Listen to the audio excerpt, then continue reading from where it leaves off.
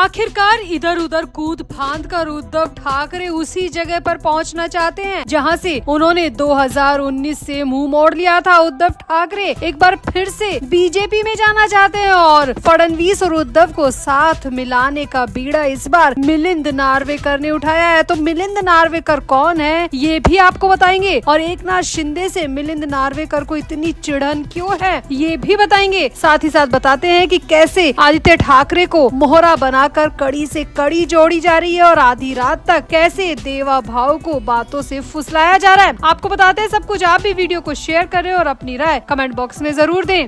तो मातोश्री से एक फोन कॉल जाता है और इस फोन कॉल के आते ही देवेंद्र फडणवीस अलर्ट हो जाते हैं और देवेंद्र फडणवीस इस कॉल के बाद एकनाथ शिंदे कैंप को साइडलाइन कर देते हैं और बीएमसी के प्रस्तावों पर उद्धव ठाकरे आदित्य ठाकरे की बातों को पूरा का पूरा मान लेते हैं। तो ये सब कुछ कैसे हो रहा है, कौन कर रहा है, आखिर कौन है वो शख्स जो उद्धव ठाकरे और देवेंद्र फडणवीस को फिर से मिलाने की कोशिश कर रहा है। तो यहाँ पर जो नाम सामने आ रहा है वो है मिलिंद नार्वेकर। जी हाँ, मिलिंद नार्वेकर उद्धव ठाकरे की पार्टी के एमएलसी हैं और मिलिंद नार्वेकर ही वो शख्स हैं जो आदित्य ठाकरे के जरिए देवेंद्र फडणवीस के दिल में घुसना चाहते हैं और वहाँ पर उद्धव ठाकरे के लिए जगह बनाना चाहते हैं। तो हाल ही में महाराष्ट्र के शिवसेना यूबीटी विधायक आदित्य ठाकरे ने दावा किया कि उनके आरोपों के बाद बीएमसी की सुधार समिति ने 7 हिल्स अस्पताल, ब्लड बैंक और जमीन के इस्तेमाल की योजनाओं से जुड़े प्रस्तावों को वापस भेज दिया। वहीं उनकी पार्टी के एमएलसी मिलिंद नार्वेकर ने इन प्रस्तावों को टलवाने के लिए सीएम देवेंद्र फडणवीस का शुक्रिया भी अदा किया। यानी कि यहाँ पर देवेंद्र फडणवीस की दोनों तारीफ करने में लग गए। तो इसे महाराष्ट्र की राजनीति में एक बार फिर से बड़े राजनीतिक बदलाव की तरफ देखा जा रहा है। दरअसल मुंबई में नागरिक सुविधाओं से जुड़े कई प्रस्तावों को लेकर काफी दिनों से हंगामा मचा हुआ था और हाल ही में राज्य के सत्ताधारी महायुति गठबंधन का नेतृत्व करने वाली बीजेपी और विपक्षी दल शिवसेना यूबीटी के बीच सहयोग का एक स्पष्ट उदाहरण भी देखने को मिला। ये बेहद विवादित प्रस्ताव 7 हिल्स अस्पताल और 5 नगर निगम ब्लड बैंकों को निजी संचालकों को सौंपने से रिलेटेड था। साथ ही साथ बांद्रा वेस्ट में एक फुटबॉल मैदान को प्रदर्शनी या कन्वेंशन सेंटर में बदलना भी था और मालाबार हिल्स के ग्रीन जोन में बदलाव करने को लेकर था। हालांकि ये तीनों ही प्रस्ताव फिलहाल रोक दिए गए हैं और सामने आ रहा है कि ये सब कुछ आदित्य ठाकरे के कहने पर देवेंद्र फडणवीस ने किया है। खबर आ रही है कि बीएमसी की इम्प्रूवमेंट्स कमेटी ने आदित्य ठाकरे की दखल के बाद इन सभी प्रस्तावों को पुनर्विचार के लिए भेज दिया है। ये अचानक उठाया गया कदम तब सामने आया जब खुद शिवसेना यूबीटी के नेता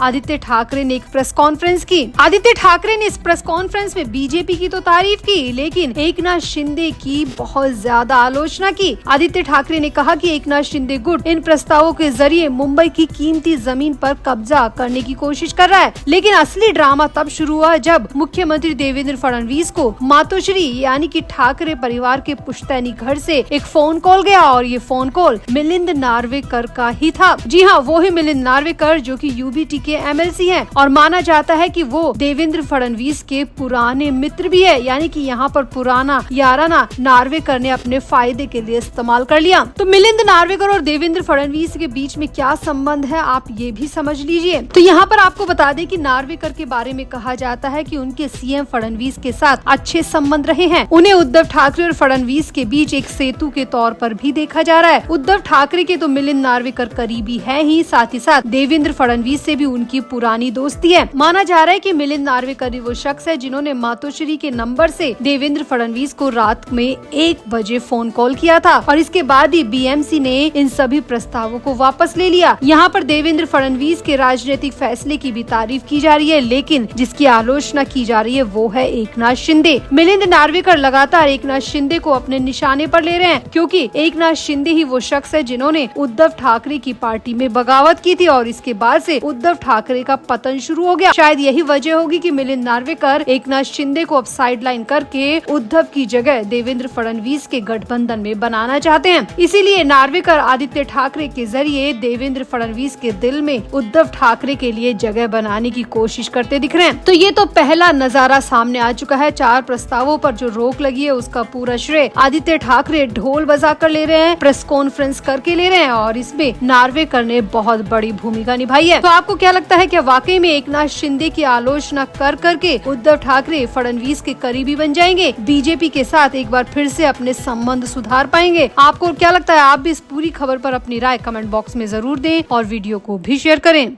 तो महाराष्ट्र में चुनाव आने वाले हैं और चुनाव जैसे जैसे करीब आ रहे हैं वैसे वैसे हर पार्टी की हलचल बढ़ती ही जा रही है। जहां एक तरफ एमएलसी चुनाव से पहले महायुति में सीट शेयरिंग को लेकर खींचतान चल रही है। शिंदे अड़े हुए हैं, दिल्ली पहुंच गए और दिल्ली में पहुंचकर भी सीट शेयरिंग का मसला अभी तक सुलझा नहीं है। वहीं दूसरी तरफ महाविकास आघाड़ी के हाल भी बहुत ज्यादा खराब है। 17 सीटों पर होने वाले चुनाव को लेकर महाविकास आघाड़ी एक साथ आने को तैयार ही नहीं है। महाविकास आघाड़ी टुकड़ों में बिखरी हुई है। ना कांग्रेस, ना शरद पवार और ना ही उद्धव ठाकरे कोई भी झुकने को तैयार नहीं है। अब ऐसे में उद्धव ठाकरे को यहाँ पर सबसे ज्यादा जरूरत इस वक्त अपने भाई राज ठाकरे की है। ठाकरे परिवार का नाम लेकर एक बार फिर से उद्धव ठाकरे मतदाताओं को उलझाना चाहते हैं और इसीलिए उद्धव ठाकरे एमएलसी चुनाव से पहले राज ठाकरे को अपने साथ लाना चाहते हैं। लेकिन यहाँ पर राज ठाकरे अपनी एक शर्त पर पूरी तरह अड़ चुके हैं। राज ठाकरे से मिलने जब आदित्य ठाकरे गए तो राज ठाकरे ने साफ साफ शब्दों में कह दिया कि जब तक संजय राउत इस पार्टी में रहेगा